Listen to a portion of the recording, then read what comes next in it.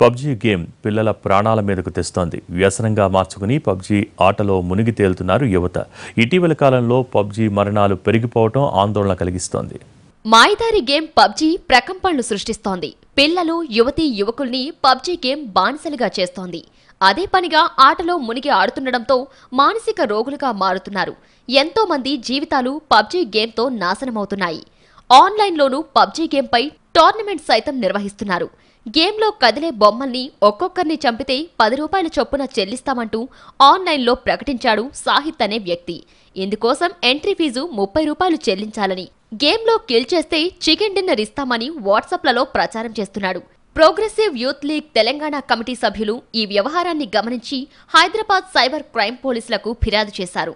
ఆ PUBG game online game ద్వారా దేశంలో, రాష్ట్రంలో యువతంతా ఆన్లైన్ గేమ్లో పడి చాలా మానసిక వికలాంగులుగా మారిపోతా ఉన్నారు.